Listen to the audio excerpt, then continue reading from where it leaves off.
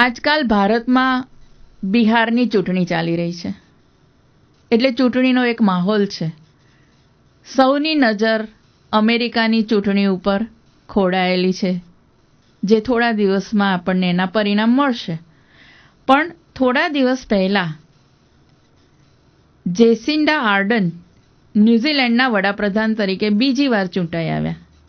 એમની લેબર પાર્ટીએ 49% પણ વધુ મત મેળવ્યા અને એક ઐતિહાસિક વિજય મેળવ્યો. અત્યારે ન્યૂઝીલેન્ડ છેલ્લા દાયકાની મોટી આર્થિક મંદીમાંથી પસાર થઈ રહ્યું છે. ત્યારે આપણને એમ લાગે કે એક બાજુ જેસિન્ડાની આવી અપ્રતિમ લોકપ્રિયતા જોવા મળે છે, તો બીજી બાજુ એમની સામે આર્થિક મંદીનો મોટો પડકાર પણ છે. તેની વાત બેલા ઠાકરે બહુ સુંદર રીતે એના લેખમાં કરી છે, જેને સ્વર આપ્યો છે પ્રીતિ શાહે.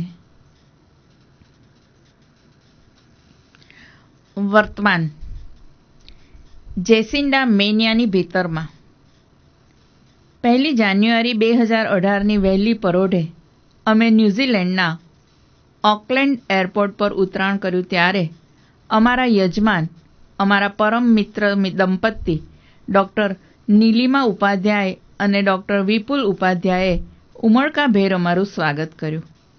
આ ગુજરાતી ડૉક્ટર દંપતી છેલ્લા 25 વર્ષથી ન્યૂઝીલેન્ડમાં સ્થાયી છે. તેમની સાથે ન્યૂઝીલેન્ડના કુદરતી સૌંદર્યને માણતા માણતા દેશના ઇતિહાસ, તેનું વિશિષ્ટ એવું પર્યાવરણ અને જીવસૃષ્ટિ, તેની રાજકીય વ્યવસ્થા વગેરે અંગે ઘણું જાણવા મળ્યું.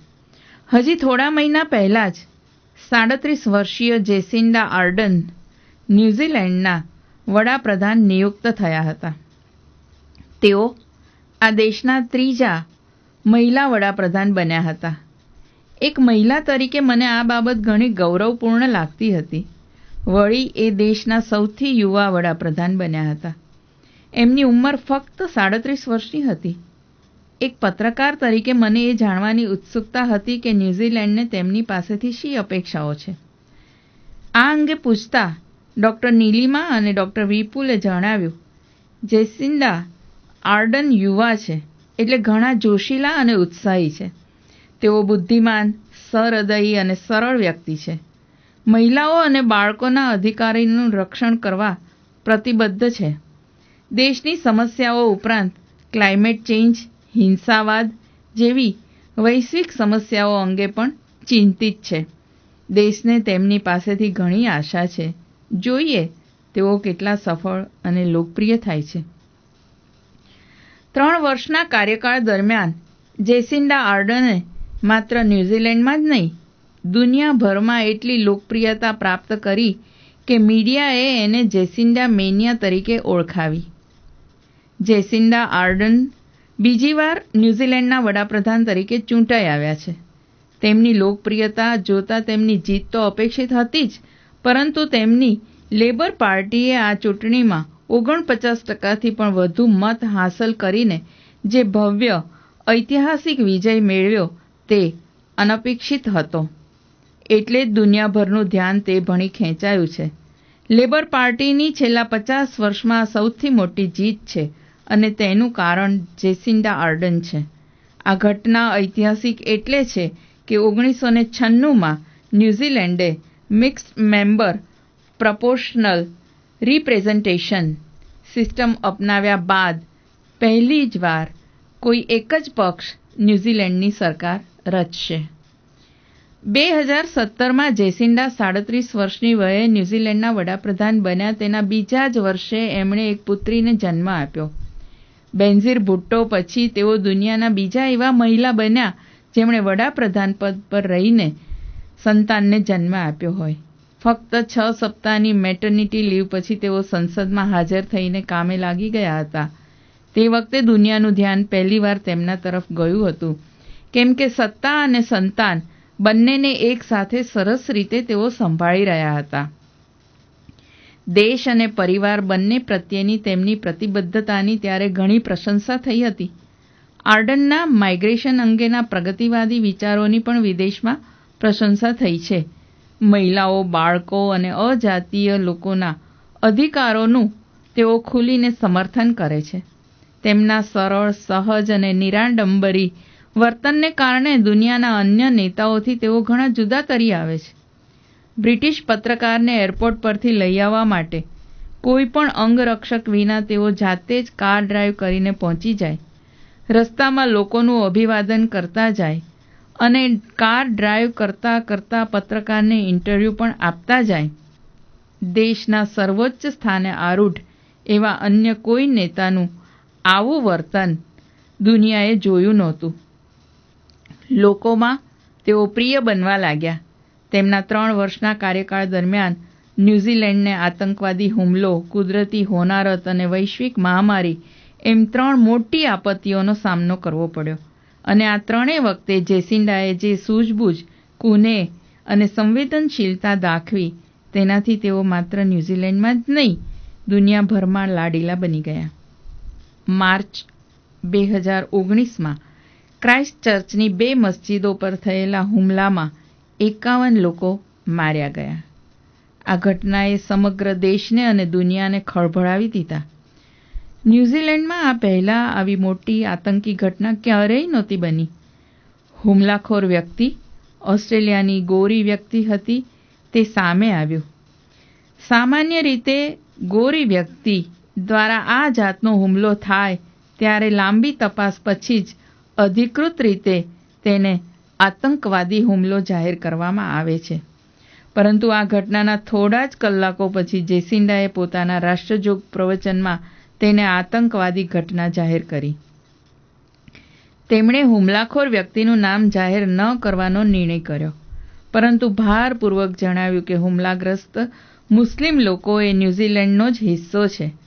આ ઘટના પરના જેસિન્ડાના પ્રતિભાવ પર દુનિયાની નજર હતી, કેમ કે હુમલાનો ભોગ બનનાર ભારત, પાકિસ્તાન, જોર્ડન, સોમાલિયા જેવા દેશોના નાગરિકો અને શરણાર્થીઓ હતા.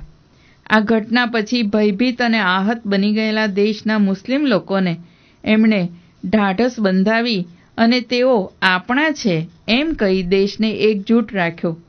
તે પછીના દિવસોમાં તેઓ બ્લેક હેડસ્કાર્ફ પહેરી જેમણે આ હુમલામાં પોતાના સ્વજનોને ગુમાવ્યા હતા તે સૌને ભેટીને તેમને આશ્વાસન આપતા નજરે પડ્યા. આંખમાં આંસુ અને મોં પર વેદનાના સ્પષ્ટ ભાવોને દર્શાવતા તેમના ફોટા દુનિયાભરમાં પ્રકાશિત થયા. તેમના આવા પ્રેમાળ અને માનવીય વર્તને લોકોના દિલ જીતી લીધા અને તેમને leader with love, leader with compassion જેવા બિરુદો મળ્યા. 2012માં યુએસના ઓક ક્રીક ગુરુદ્વારામાં થયેલ શૂટિંગ વખતે રાષ્ટ્રપ્રમુખ ઓબામા આ રીતે જાતે હુમલાગ્રસ્તોને મળવા નહોતા ગયા. 2017માં ક્યુબેકની મસ્જિદમાં થયેલ હુમલા વખતે કેનેડાના વડાપ્રધાન ટ્રુડોએ પણ આવી માનવતા નહોતી દાખવી. સ્વાભાવિક રીતે જ લોકપ્રિયતાની દોડમાં જેસિન્ડા વિશ્વના અન્ય નેતાઓ કરતાં આગળ નીકળી ગયા. આ ઘટનાના 3 જ દિવસ બાદ એમણે દેશના શસ્ત્ર કાનૂનમાં સુધારો કરવાની જાહેરાત કરી અને તમામ સેમી ઓટોમેટિક શસ્ત્રો અને રાઇફલ્સના વેચાણ પર પ્રતિબંધ લાદી દીધો. સાથે સાથે વિશ્વમાંથી રેસિઝમને ખતમ કરવાનું પણ પ્રણ લીધું. આટલી જ ત્વરિતતાથી એમણે કોરોનાને હંફાવવા માટે પગલાં લીધા. 2 ફેબ્રુઆરી 2020ના રોજ ફિલિપાઇન્સની એક વ્યક્તિનું કોરોનાને કારણે મૃત્યુ થયું. ચીનની બહાર કોરોનાથી થયેલ આ પ્રથમ મૃત્યુ હતું. તે વખતે ન્યૂઝીલેન્ડમાં કોરોનાનો એક પણ કેસ નોંધાયો નહોતો. તેમ છતાં બીજા જ દિવસથી ન્યૂઝીલેન્ડે ચીન અથવા વાયા ચીનથી આવતી વિદેશી વ્યક્તિઓના પ્રવેશ પર પ્રતિબંધ લાદી દીધો. જે દેશોમાં વાયરસનો ફેલાવો વધી રહ્યો હતો તે દેશોની ફ્લાઇટ પર બાન મુકાયો. 16 માર્ચથી ન્યૂઝીલેન્ડમાં પ્રવેશથી પ્રત્યેક વ્યક્તિ માટે 14 દિવસનું ક્વોરન્ટાઇન ફરજિયાત કરી દેવાયું. 19 માર્ચથી વિદેશીઓ માટે ન્યૂઝીલેન્ડની સરહદો બંધ કરી દેવામાં આવી અને 23મી માર્ચે જડબેસલાક રાષ્ટ્રવ્યાપી લોકડાઉન જાહેર કરવામાં આવ્યું. જેસિન્ડાએ પ્રજાને જણાવ્યું કે દુનિયામાં કોરોનાને કારણે લાગુ પાડવામાં આવેલા આ સૌથી કડક નિયમો છે, જેમાં કોઈ બાંધછોડ નહીં કરવામાં આવે. લોકડાઉનનો ઉપયોગ સઘન ટેસ્ટિંગ અને ટ્રેસિંગ માટે કરવામાં આવ્યો, જેને કારણે ન્યૂઝીલેન્ડમાં કોમ્યુનિટી ટ્રાન્સમિશન અટકાવી શકાયું. ન્યૂઝીલેન્ડમાં કોરોનાના માત્ર 2000 જેટલા કેસ નોંધાયા છે અને તેને કારણે માત્ર 25 વ્યક્તિઓનું મૃત્યુ થયું છે. હવે લોકડાઉન ખુલી ગયું છે અને જનજીવન સામાન્ય બની ગયું છે, પણ દેશની સરહદો હજુ પણ બંધ છે. જેસિન્ડાએ કોરોનાને નાથવા જે ત્વરિત અને અસરકારક પગલાં લીધા તેની વર્લ્ડ હેલ્થ ઓર્ગેનાઇઝેશને પણ પ્રશંસા કરી છે. જેસિન્ડા અને તેની પાર્ટીની ભવ્ય જીત પાછળનું એક મોટું કારણ આ પણ છે. કોવિડની મહામારીને તેમણે જે કુશળતાથી નાથી છે તેનાથી તેમની લોકપ્રિયતા ઘણી વધી ગઈ છે અને તેમના ટીકાકારો પણ ચૂપ થઈ ગયા છે. જો કે બીજી ટર્મ તેમના માટે ખરો કસોટી કાળ બનવાની છે, કેમ કે ન્યૂઝીલેન્ડ છેલ્લા 11 વર્ષની સૌથી મોટી આર્થિક મંદીમાંથી પસાર થઈ રહ્યું છે. જેસિન્ડાના આગામી પગલાં પર દુનિયાભરની નજર છે. બેલા ઠાકર. આપણી ઘણી બધી વનસ્પતિઓ વિશે આપણે કેટલીક બાબતો જાણતા નથી હોતા. આપણી ઘણી વનસ્પતિઓ કેટલાક રોગમાં બહુ ફાયદાકારક બને છે. રોજિંદા જીવનમાં ઘણી વખત આપણે ઉપયોગ કરતા હોઈએ એવી વનસ્પતિઓ વિશે પણ આપણને ખબર નથી હોતી કે તે આપણા શરીરને કેવું પોષણ આપે છે, અથવા તો એ વનસ્પતિ રોગગ્રસ્ત જીવાણુઓ પેદા થવા દેતું નથી, તેનાથી પણ આપણે અજાણ હોઈએ છીએ. આવી ઘણી વનસ્પતિમાંથી આ વખતે શ્રી દેવવ્રત ભટ્ટે ગળો, શિંગોડા અને દ્રાક્ષ કેટલા બધા ગુણકારી એ વિશે લેખ લખ્યો છે, જેને સ્વર આપ્યો છે અલ્પા શાહે. સ્વાસ્થ્ય. ગળો, શિંગોડા ને દ્રાક્ષ કેટલા બધા ગુણકારી. વનસ્પતિ જગતમાં કુદરત નિયંતાએ કેવી અદ્ભુત રચના કરી છે તે અભ્યાસુ વનસ્પતિ શાસ્ત્રી જ કહી શકે છે, કારણ કે એને માટે ઘણા પ્રયત્નો કરવા પડે છે અને સંશોધનો કરવા પડે, અધ્યયન કરવું પડે. અત્યારે કેન્સર અને હૃદય રોગના દર્દીઓની સંખ્યામાં એટલો બધો વધારો થઈ રહ્યો છે કે કોઈ પણ તંત્ર તેને સરળ રીતે સાંકળીને ઈલાજ કરી શકતું નથી. અહીં ડૉક્ટર, વૈદ્ય, હકીમો, પ્રેક્ટિશનર્સ વગેરે પણ થાકી જાય છે. માનવ ઉચ્ચ કોટીનું પ્રાણી છે, પણ તેને કુદરત તરફ જોવાની ફુરસદ જ નથી. આ બંને રોગ માટે આપણા ઋષિમુનિઓએ ટૂંકા સાધનોની મદદથી અને કુદરતના ખોળે આશરો લઈને એવી વનસ્પતિઓ શોધી રાખેલી છે, તેને આપણે જોઈશું. ગળો. ગળોને અંગ્રેજીમાં હાર્ટ લીવ્ડ મૂનસીડ અને લેટિનમાં ટીનોસ્પોરા કાર્ડિફોલિયા કહેવામાં આવે છે. વાચક મિત્રો, અહીં જે ટીનોસ્પોરા નામ છે તે તેના રાસાયણિક ગુણ અને દ્રવ્ય ટીનોસ્પર રસાયણના આધારે જ અપાયું છે, જેનો સ્વાદ હંમેશા કડવો છે અને પ્રજાતિ નામ પાંદડાના આકાર ઉપરથી રાખવામાં આવેલ છે. એટલે કે કોર્ડેટ એટલે હૃદય અને ફોલિયા એટલે પર્ણ, પાન, પાંદડું. આ દ્રવ્ય તેના પ્રકાંડમાં પૂરતા પ્રમાણમાં હોય છે. કેન્સરના કોષોને અક્રિયાશીલ બનાવવા માટે ટીનોસ્પોર પૂરતું છે. આ વનસ્પતિનું પ્રકાંડ પણ લીલું રહે છે અને તેનું મૂળ જ પ્રકાશ સંશ્લેષણની ક્રિયા કરે છે. વનસ્પતિ શાસ્ત્રીઓનું તારણ છે કે અનેક દર્દીઓને સારવાર આપ્યા પછી તેમની હૃદયધમની શિરા બ્લોકેજ થઈ હોય તો તેના પાન ખૂબ ચાવીને ખાવાથી બ્લોકેજ દૂર થાય છે. આ માટે ડૉક્ટરી સલાહ અચૂક લેવી જરૂરી છે. આ સારવાર માટે સમય અને ધીરજ રાખવી ખૂબ જ જરૂરી છે.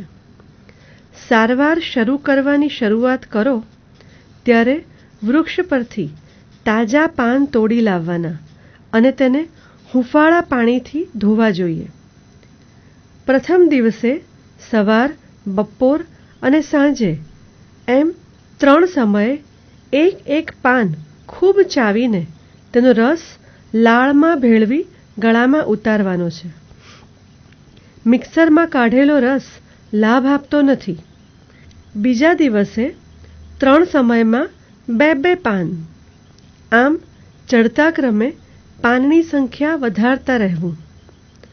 આ ક્રિયામાં 30 દિવસે 90 પાન ખાવાના થશે. ત્યાર પછી આ પ્રયોગને 31મા દિવસથી પાનની સંખ્યામાં 1 પાન ઘટશે. આ રીતે 87 પાન ખાવાના થશે.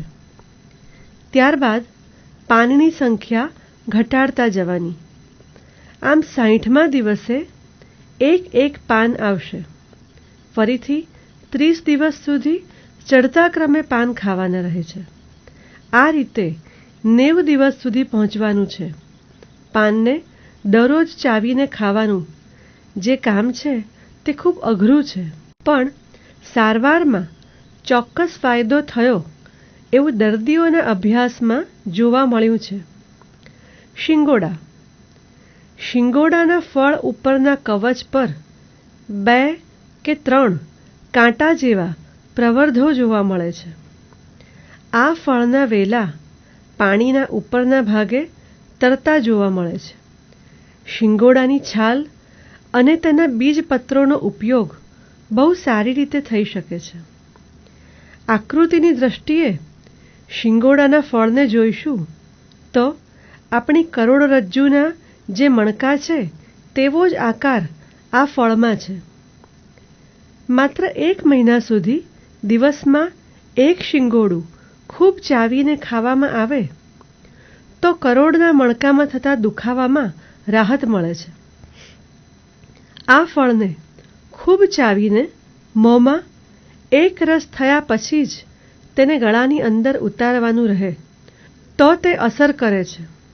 શિંગોડાને ગુણની દ્રષ્ટિએ જોઈએ તો તેમાં પ્રોટીન, ચરબી, કાર્બોહાઈડ્રેટ, ફોસ્ફરસ, ચૂનો, ખનિજ ક્ષારો, લોહ તત્વ, vitamin A, calcium, potassium, starch અને મેગ્નેશિયમ ખૂબ જ પ્રમાણમાં રહેલા છે. શિંગોડામાં ચરબી 5.5%, પ્રોટીન 3.25% અને કાર્બોહાઈડ્રેટ 4.5% અને 70% ક્ષાર હોય છે. કાર્બોહાઈડ્રેટમાં રહેલો સ્ટાર્ચ આપણા દાંત વચ્ચે પીસાય છે ત્યારે ઉષ્મા ઉત્પન્ન થાય છે. આ પદાર્થ ગ્લુકોઝમાં રૂપાંતરિત થાય છે. આ ગ્લુકોઝ પાણીમાં દ્રાવ્ય છે. સાથે સાથે કેલ્શિયમ અને ખનિજ દ્રવ્યો લોહીમાં ભળે છે.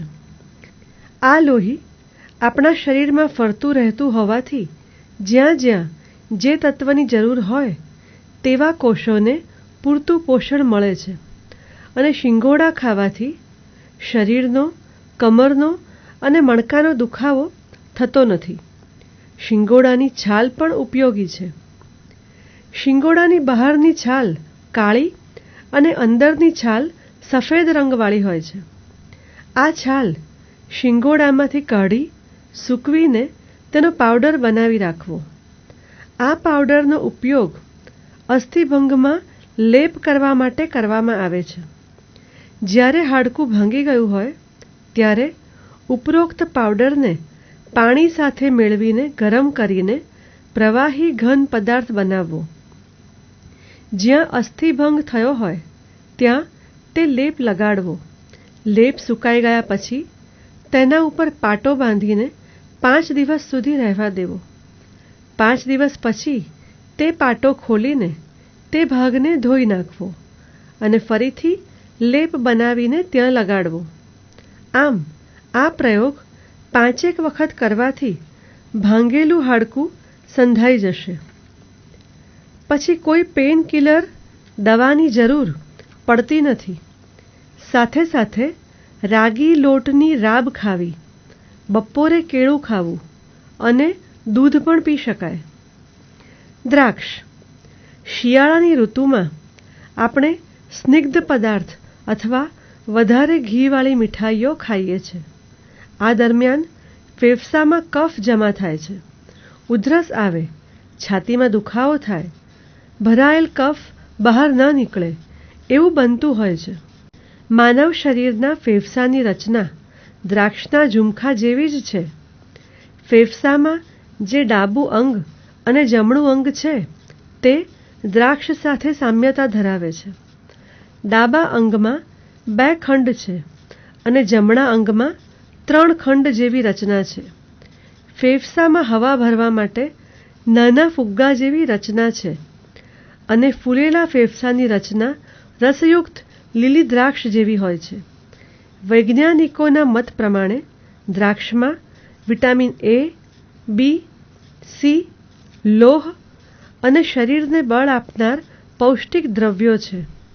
આ ઉપરાંત પોટેશિયમ, સેલ્યુલોઝ, શર્કરા તથા કાર્બનિક અમ્લ હોવાથી તે કબજિયાત દૂર કરે છે.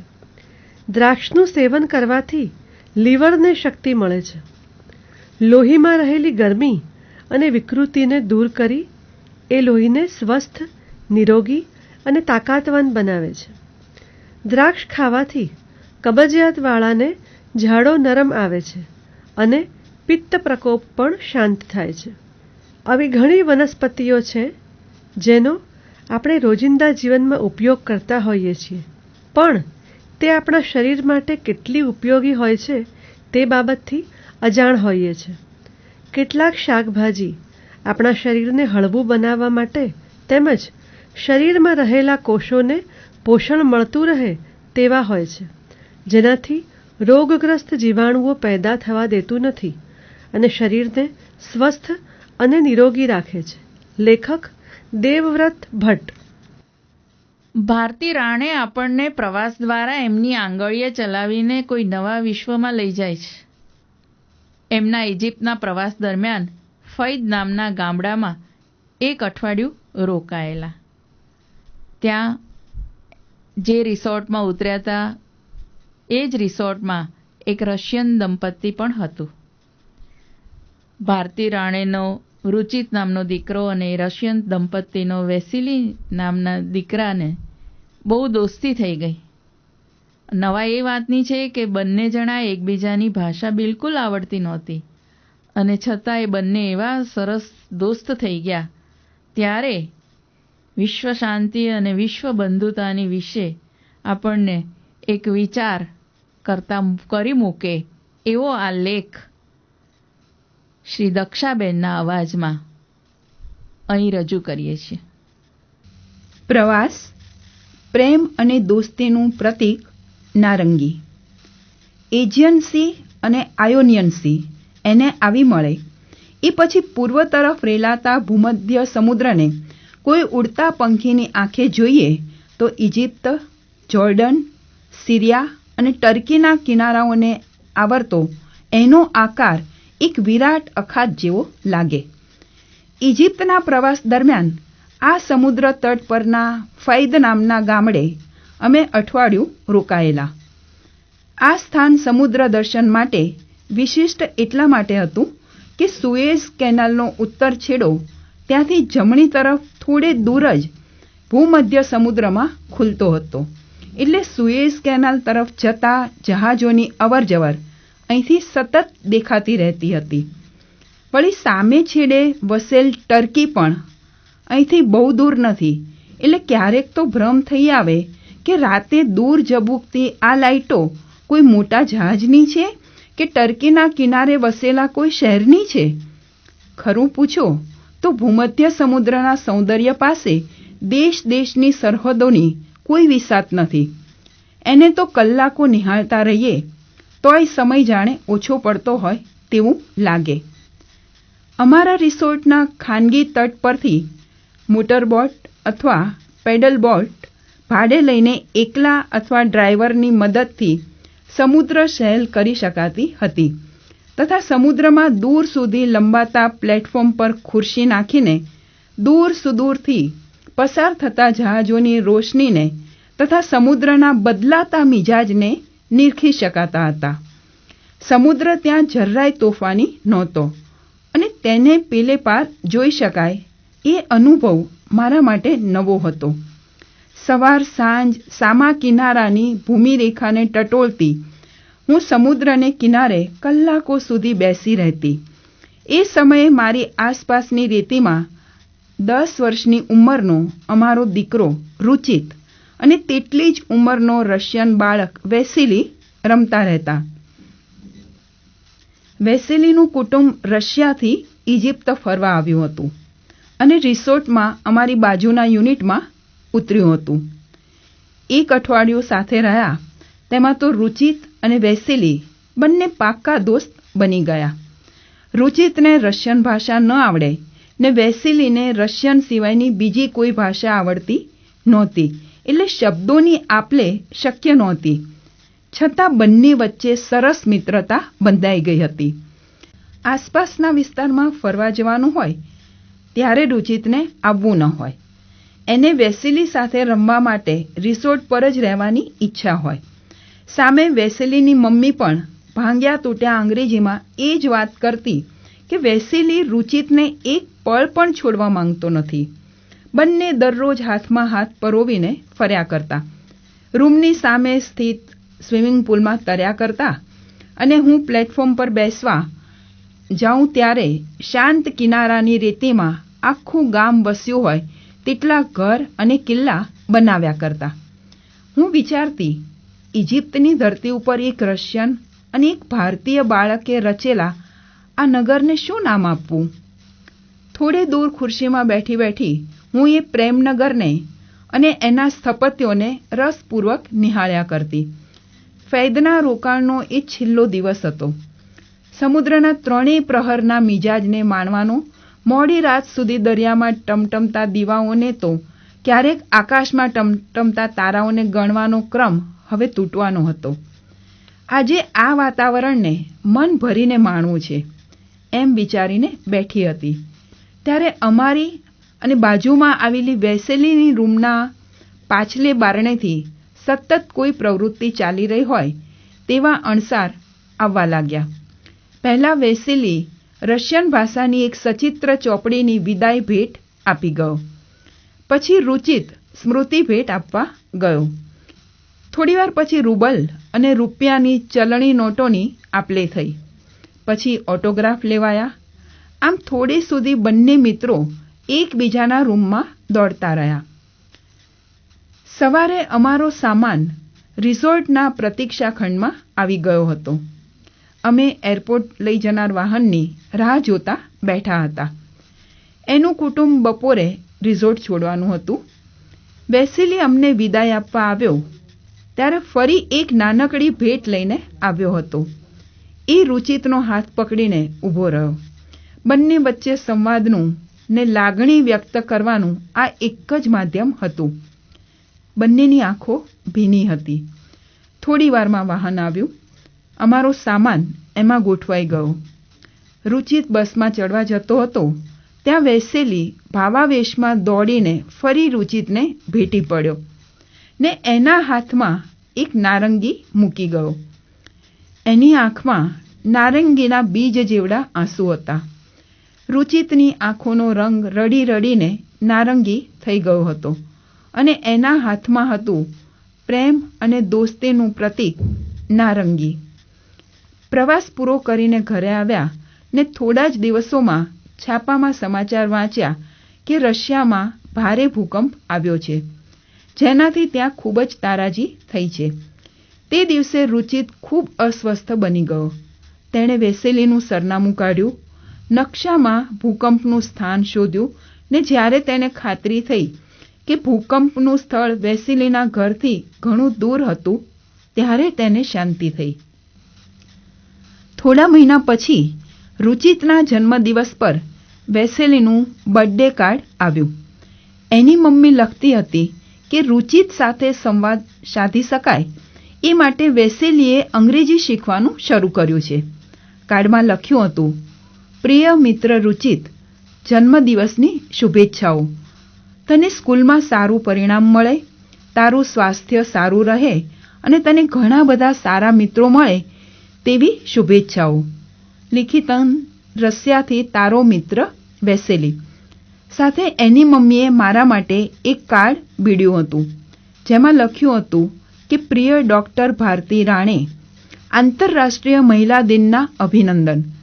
તમને તમારા કાર્યમાં સારું પરિણામ મળે, તમે સ્વસ્થ અને સુખી રહો તેવી એટચિન કુટુંબ તરફથી શુભેચ્છાઓ. 2 બાળકોની મૌન મૈત્રી, 2 કુટુંબોના આમ અનાયાસ શુભચિંતક બનવું અને આ ભાંગ્યા તૂટ્યા અંગ્રેજીમાં લખેલા બંને શુભેચ્છા કાર્ડ એ જિંદગીભર સાચવી રાખવી ગમે તેવી મહામૂલી મૂડી છે. અમે તેને જતનથી સાચવી છે. આજે પણ જ્યારે જ્યારે હું વિશ્વ શાંતિ કે વિશ્વ બંધુત્વ વિશે વિચારું છું, ત્યારે મારી કલ્પના નારંગી લઈને દોડતા વેસેલીથી શરૂ થાય છે. ભારતી રાણે. કૃષ્ણકાંત ઉનડકટ એક એવું નામ કે જેમના લેખોમાં માણસને દરેકને એમ લાગે કે આ મારી જ વાત છે. અહીં એમણે એક લેખ લખ્યો છે, મને કેમ એકલું લાગે છે. કદાચ આવો પ્રશ્ન લોકડાઉન દરમિયાન ઘણાને થયો હશે. ત્યારે તેઓ જણાવે છે કે દરેક વ્યક્તિને એવી જરૂર છે કે જે મોકળે મને વાત કરી શકે, એની પાસે જઈને રડી શકે. તો પ્રશ્ન પૂછે છે, તમારી પાસે આવી કોઈ વ્યક્તિ છે? અને છેલ્લે કહે છે કે જેને પોતાના લોકોની ઓળખ છે એને ક્યારેય એકલું લાગતું નથી. બાકી તો આ લેખમાં ઘણી સુંદર વાતો છે, એના માટે આ લેખ સાંભળવો જ પડે. અને લેખને સ્વર આપ્યો છે શ્રી જસુભાઈ કવિએ. જીવન પાથેય. મને કેમ એકલું લાગે છે, મને કેમ એકલું લાગે છે શીર્ષક છે. હવે લેખમાં પ્રવેશ કરીએ. દરેક માણસને એક એવી વ્યક્તિની જરૂર હોય છે જેની પાસે એ મોકળા મને વ્યક્ત થઈ શકે, જેની સાથે એ મુક્ત મને હસી શકે, જેની સામે એ પોક મૂકીને રડી શકે, કોઈ પણ જાતના ભય વગર પોતાના દરેક સિક્રેટ્સ શેર કરી શકે, જેના ઉપર ગળા સુધીનો ભરોસો હોય કે તેને કહેલી વાત તેના સુધી જ રહેશે. દરેકના નસીબમાં આવા લોકો હોતા નથી. તમારી પાસે આવી કોઈ વ્યક્તિ છે? જો હોય તો તમે નસીબદાર છો. અમુક લોકો આપણી જિંદગીની એવી મૂડી હોય છે જે છેક સુધી એક સરખી મૂલ્યવાન રહે છે. આખી દુનિયા માણસોથી ઠસોઠસ ભરેલી છે. એમાંથી કેટલા આપણા હોય છે? તમારું વર્તુળ કેવડું છે? એ વર્તુળમાં એવું કોણ છે જે તમારી જિંદગીનું સેન્ટર પોઈન્ટ છે? જો એકાદ હોય તો એમ માનજો કે એકે હજારા છે. 2 મિત્રો હતા, સાથે બેસીને વાતો કરતા હતા. એક મિત્રએ આગલી રાતે મિત્રો સાથે કરેલી પાર્ટીનો એક ફોટો વોટ્સએપ સ્ટેટસમાં અપલોડ કર્યો. અડધો કલાક પછી તેણે જોયું કે કેટલા લોકોએ મારું સ્ટેટસ જોયું. એ બોલ્યો કે અડધા કલાકમાં 44 લોકોએ જોયું છે. એક પછી એક નામ ઉપર એ નજર ફેરવતો ગયો અને એના વિશે પોતાનો પ્રતિભાવ પણ બોલવા લાગ્યો. આ મારું સ્ટેટસ જોઈને બોલ્યો હશે કે જલસા કરે છે. બીજાના વિશે કહ્યું કે આને તો એમ થયું હશે કે આને તો બસ મજા જ કરવી છે. ત્રીજાએ એમ વિચાર્યું હશે કે બાપના પૈસે જલસા કરે છે. આ તો મારું સ્ટેટસ જોઈને બળ્યો હશે. પેલાને થયું હશે કે મને પાર્ટીમાં ના બોલાવ્યો. એને વિચાર આવ્યો કે કોણ રાજી થયું હશે, કોને એમ થયું હશે કે આ જિંદગી મોજથી જીવે છે. તેણે સાથે બેઠેલા મિત્રને પૂછ્યું, આમાંથી કોઈ કેમ એવું નથી જે આ ફોટો જોઈને ખુશ થયું હોય? મિત્રએ હળવેકથી પૂછ્યું, પહેલા મને તું એ કહે કે તું કોનું સ્ટેટસ જોઈને રાજી થાય છે, કોના અપડેટ્સ જોઈને તને ખુશી મહેસૂસ થાય છે, કોને માટે તને ગર્વ થાય છે. તને જે નથી થતું એની અપેક્ષા તું બીજા પાસે કેવી રીતે રાખી શકે?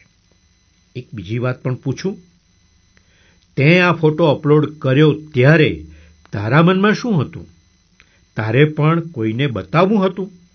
તારે પણ કોઈને બાળવા હતા? એક વાત યાદ રાખ, આપણે પણ સમાજનો જ હિસ્સો છીએ. બીજાને શું થતું હશે, બીજાએ શું વિચાર્યું હશે, એની સાથે થોડુંક એ વિચાર કે મને શું થાય છે, મને કેમ આવું થાય છે, કોઈ તારા વિશે શું માને છે. એ વિચારતા પહેલા થોડુંક એ પણ વિચારવું જોઈએ કે હું કોઈના વિશે શું માનું છું. હવેનો સમય એવો છે કે આપણી આજુબાજુ હંમેશા એક ટોળું હોય છે, વર્ચ્યુઅલ ક્રાઉડ. 5x5ની સ્ક્રીનનો મોબાઈલ પકડો એટલે એ ટોળું તમારી નજર સામે આવી જાય છે. ફોન બુકમાં ઢગલો નંબર છે, ફેસબુકમાં લાંબુ ફ્રેન્ડ લિસ્ટ છે, જે માત્ર એક આંકડો બનીને રહી જાય છે. ઇન્સ્ટાગ્રામ પર ફોલોઅર્સની મોટી સંખ્યા છે, મેસેજીસ ધડાધડ આવતા રહે છે. મોબાઈલ બંધ કરો ત્યારે એ ટોળું ચાલ્યું નથી જતું, એ તો ત્યાંનું ત્યાં જ હોય છે. એ તમને જુએ છે, તમારા વિશે અભિપ્રાય બાંધે છે. એક પિતા એના યુવાન દીકરા સાથે એક ફિલોસોફરને મળવા ગયા. દીકરા વિશે વાત કરી કે આજકાલ આ બહુ વિચિત્ર વર્તન કરે છે. ફિલોસોફરે એ યુવાનને સમજાવ્યો કે જિંદગીને નજીકથી જો, દૂરથી નહીં. તારામાં જે ગુસ્સો છે, તારામાં જે ઉદાસી છે, તારામાં જે નારાજગી છે, એનું કારણ શોધ અને એને હટાવ. યુવાને બધી વાત સાંભળી પછી દૂર ચાલ્યો ગયો. તેના પિતાએ ફિલોસોફરને પૂછ્યું, મને એક વાત નથી સમજાતી કે તે આવું કેમ કરે છે? અમે તો તેને બધી સુખ સગવડ આપીએ છીએ, એના મનમાં આવા વિચારો આવે છે ક્યાંથી? ફિલોસોફરે આ વાત સાંભળીને કહ્યું કે તમને એમ છે કે એ ઘરમાં એકલો રહે છે અને તમે આપેલી સુખ સગવડથી એને સંતોષ છે.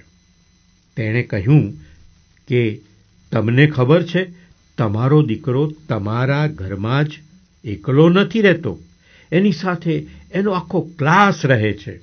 મોબાઈલના માધ્યમથી એના તમામ સાથીદારો એની સાથે ને સાથે જ હોય છે. એ બધાની અસર તો તેના પર આવવાની જ ને.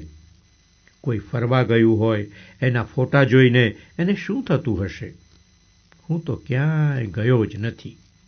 કોઈને સારા માર્ક્સ આવ્યા હોય કે કોઈ ઇનામ મળ્યું હોય, એ જોઈને પણ એ એવું જ વિચારતો હશે કે એ હોશિયાર છે એટલે સીન સપાટા કરે છે. આપણી સાથે પણ હવે ઘણા લોકો જીવે છે. દરેક ઉપર આજે સૌથી મોટી જવાબદારી પોતાના વિચારો સાબુત અને મજબૂત રાખવાની છે. થોડીક જુદી રીતે એ પણ વિચારવાની જરૂર છે કે આપણે એ ટોળાનો હિસ્સો તો નથી બની ગયા ને. ટોળામાં રહેવું અને દૂર ઊભા રહીને ટોળાને નિહાળવું, એમાં વિચારોનો જ ફર્ક છે. હવેની સાધુતા પણ વર્ચ્યુઅલ છે.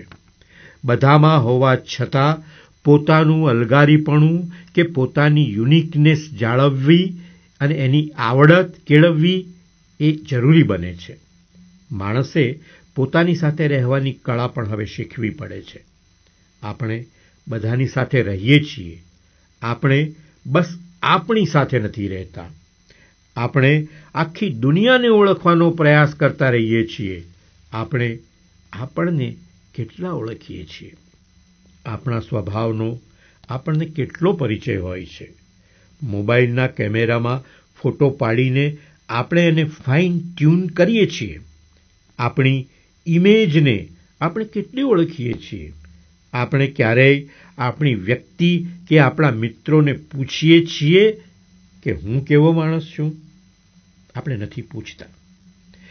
કોઈક ક્યાંક સાચું બોલી દે તો આપણી ખામી, આપણી નાદાની અને આપણી ફિતરત વિશે નબળું સાંભળવાની આપણી તૈયારી જ હોતી નથી. માનો કે કોઈ સાચી વાત કહે તો પણ આપણે એમ જ કહીશું કે હું આવો છું એનું કારણ તો આ છે. આપણે આપણી માન્યતા અને માનસિકતા જરાય બદલવા તૈયાર જ નથી હોતા. તૈયાર તો ત્યારે હોઈએ ને જ્યારે આપણે સ્વીકારીએ કે આપણામાં કંઈક બદલવા જેવું છે. આપણે તો આપણી જાતને હંમેશા પરફેક્ટ, વાજબી, યોગ્ય અને ઉત્તમ જ ગણતા હોઈએ છીએ. એક મોટી ઉંમરના ભાઈ હતા. એક દિવસ તેના પરિવારના યુવાનને પૂછ્યું કે તને મારામાં શું ખામી લાગે છે? પેલા યુવાને સાવ સાચી વાત કરી કે તમે તમારી જીદ પકડી રાખો છો, બીજાની વાત સાંભળતા જ નથી. તમારું ધાર્યું ન થાય તો તરત જ તમારું મગજ છટકી જાય છે. આ વાત સાંભળીને પેલા ભાઈએ કહ્યું, ઠીક છે. હવે પછી એ એવું બોલ્યા કે પોણી જિંદગી તો ચાલી ગઈ છે. બીજી વાત એ કે પાકા ઘડે કાંઠા ન ચડે.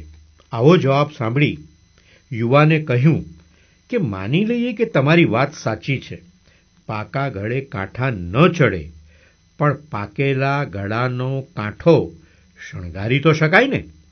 હું ક્યાં કહું છું કે કાંઠો બદલાવી દો, તેને થોડોક વધુ રંગીન કરો, થોડોક વધારે કલર પૂરો, એનાથી ઘડો વધુ સુંદર લાગશે. માણસમાં પરિવર્તનની શક્યતા દરેક ક્ષણે રહેલી છે. જિંદગીના કોઈ પણ પડાવ ઉપર માણસ પોતાને બદલી શકે છે. આપણે હોઈએ તેના કરતાં થોડાક વધુ સારા બનવાનો પ્રયાસ સતત ચાલવો જોઈએ. સારા બનવા માટે ઘણું બધું છોડવું પડે છે. થોડોક ઈગો, થોડીક ઈર્ષા, થોડીક નારાજગી, થોડોક ગુસ્સો અને થોડીક માનસિકતા જ બદલવાની હોય છે. આપણે એકલા પડી જતા હોઈએ તેના માટે આપણે પણ ઘણા બધા કારણભૂત હોઈએ છીએ. માણસ ક્યારેક એવું બોલતો હોય છે કે મારો કોઈ ભાવ પૂછતું નથી. ભાવ એનો જ પૂછાતો હોય છે જે પોતાનું મૂલ્ય જાળવી રાખે છે. આપણાથી લોકો દૂર ભાગતા હોય ત્યારે એ વાત સમજવાની હોય છે કે મારામાં નજીક આવવા જેવું કંઈક ખૂટી ગયું છે. ફૂલની સુગંધ લોકોને તેના તરફ ખેંચે છે. ઉકરડાથી લોકો દૂર ભાગતા રહે છે. જેમ આપણને એકલું લાગે છે, જેમ આપણે ઈચ્છીએ છીએ કે કોઈ મને પ્રેમ કરે, કોઈ મારી કેર કરે, એવું જ આપણી વ્યક્તિને પણ થતું જ હોય છે. આપણે કેમ એના માટે એવા થઈ શકતા નથી? એકલું લાગે ત્યારે આપણે કોઈની રાહ જોઈએ છીએ. આપણે કેમ કોઈની પાસે જતા નથી? દુનિયામાં થોડાક લોકો તો એવા હોય છે જ જેને તમારા પ્રત્યે લાગણી છે, જેને તમારી ફિકર છે, જે તમને સદાય ખુશ જોવા ઈચ્છે છે. આપણે એને માટે કેવા હોઈએ છીએ? સુખી થવા માટે એ જરૂરી છે કે આપણને પોતાના લોકોની ઓળખ અને સાથોસાથ આપણે આપણને પણ ઓળખતા હોઈએ. જેને પોતાના લોકોની ઓળખ છે એને ક્યારેય એકલું લાગતું જ નથી. કૃષ્ણકાંત ઉનડકટ. વિશ્વકોશ વૃત્ત. આગામી કાર્યક્રમો. ગુજરાત વિશ્વકોશ ટ્રસ્ટ દ્વારા નવેમ્બર મહિનામાં નીચે મુજબ કાર્યક્રમો ઓનલાઈન યોજવામાં આવ્યા છે. દરેક કાર્યક્રમ સાંજના 5:30 વાગે જોઈ શકશો. શ્રી ભદ્રંકર વિદ્યાદીપક જ્ઞાન વિજ્ઞાન વ્યાખ્યાન શ્રેણી 25 નવેમ્બર 2020 બુધવાર સાંજના 5:30. વિષય વૈશ્વિક પરિવર્તન સર્જનારા વૈજ્ઞાનિક પ્રયોગો. વક્તા શ્રી ચિંતન ભટ્ટ. 28 નવેમ્બર 2020 શનિવાર સાંજના 5:30. શ્રી ધીરુબેન પટેલની નવલકથા આગંતુક પરથી રચાયેલી ફિલ્મ. શ્રી હૃદયનાથ ગારેખાનની પૂર્વ ભૂમિકા સાથે. સમય મર્યાદા 70 મિનિટ. 29 નવેમ્બર 2020 રવિવાર સાંજના 5:30. આગંતુક ફિલ્મ ભાગ 2 સમય મર્યાદા 65 મિનિટ. લલિત કલા કેન્દ્ર 7 નવેમ્બર 2020 શનિવાર સાંજના 5:30. મારા ગમતા સ્વરાંકનોની શ્રી અમર ભટ્ટ દ્વારા પ્રસ્તુતિ. ગુજરાત વિશ્વકોશના જન્મદિવસે વિશ્વ સંસ્કૃતિ પર્વ સ્થાપના 2 ડિસેમ્બર 1985. 2 ડિસેમ્બર 2020 બુધવાર સાંજના 5:30 શ્રી અમર ભટ્ટ દ્વારા ગુજરાતીમાં અનુદિત વિશ્વ કવિતાની સંગીતમય પ્રસ્તુતિ અને શ્રી દર્શના ધોળકિયા લિખિત સૌહાર્દશીલ સારસ્વત પુસ્તકનું શ્રી ચંદ્રકાંત શેઠના હસ્તે વિમોચન. 3 ડિસેમ્બર 2020 ગુરુવાર સાંજના 5:30 વિશ્વના દિવ્યાંગોનું અસાધારણ આત્મબળ વિશે શ્રી જનક શાહનું વક્તવ્ય અને શ્રી પ્રીતિ શાહ લિખિત આત્મબળને અજવાળે પુસ્તકનું પ્રવીણ ક લહેરીના હસ્તે વિમોચન. 4 ડિસેમ્બર 2020 શુક્રવાર સાંજના 5:30 લોકગીતોમાં વૈશ્વિક સંવેદના વિશે શ્રી અરવિંદ બારોટનું વક્તવ્ય અને શ્રી શુભ્રા દેસાઈ લિખિત મનીષાનું મંગળ મિશન પુસ્તકનું શ્રી કિશોર પંડ્યાના હસ્તે વિમોચન. Facebook Gujarat Vishwakosh trust, YouTube Gujarat Vishwakosh trust. WhatsApp ઉપર આની લિંક મૂકવામાં આવે છે. વોટ્સએપમાં જોડાવા માટે આ મોબાઈલ નંબર 9890426999 પર મેસેજ કરીને જોડાઈ શકશો. વાચક મિત્રોને છેલ્લા 22 વર્ષથી વિશ્વવિહાર આપને મળે છે. આપને તે રૂચ્યું હોય અને ઉપયોગી લાગ્યું હોય તો તેનું વાર્ષિક લવાજમ ₹150નું money order Gujarat Vishwakosh trust, Ramesh પાર્કની બાજુમાં, ઉસ્માનપુરા, અમદાવાદ 380013 એ સરનામે મોકલશો. 3 વર્ષનું લવાજમ ₹450 પણ એક સાથે ભરી શકાશે. ડ્રાફ્ટ કે ચેક ગુજરાત વિશ્વકોશ ટ્રસ્ટના નામે મોકલવો.